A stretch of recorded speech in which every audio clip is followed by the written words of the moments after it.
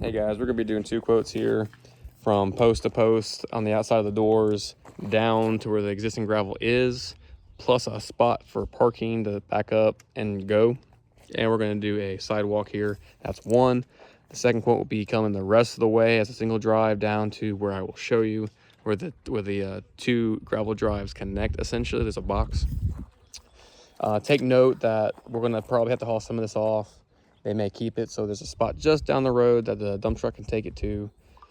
Where that car is, there's like a dirt road there, and where my car is parked. So there and there, I want 6-inch lips on the edge and a number 4 bar to help with that transition. Some of the gravel that we dig out of here that's extra can be graded back over 5-10 feet, whatever makes sense, and packed, so that way when the boards are pulled, we can basically have a nice transition, so you don't have to worry about driving off our lip there. We're not necessarily digging down all the way to have it buried in the ground, but we also don't want 4 inches, 5 inches on top of the ground.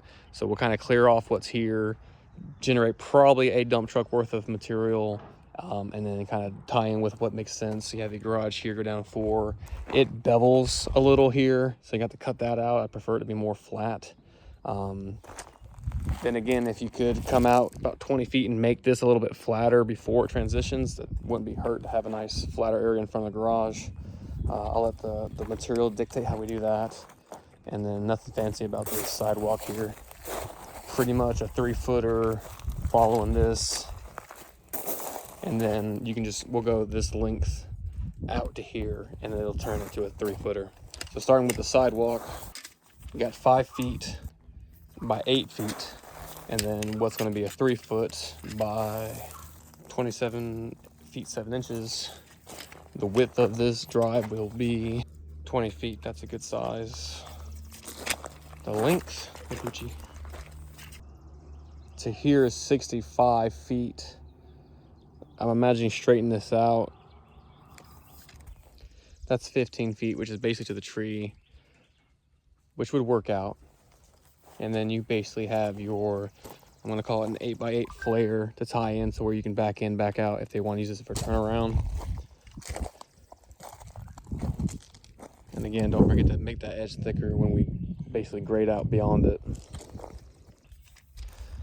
So you got basically a 10x10 flare triangle here to connect, and then a travel lane that's 10 feet long. And I'm gonna go from the corner of the garage.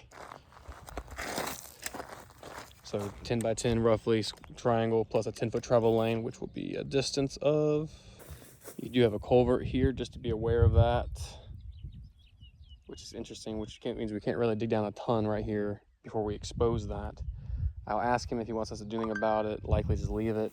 And there's already gravel here, so just like before, any of the good gravel that we dig out, make sure you do probably 20 feet of number 4 here, just to cover your bases there, at least 10.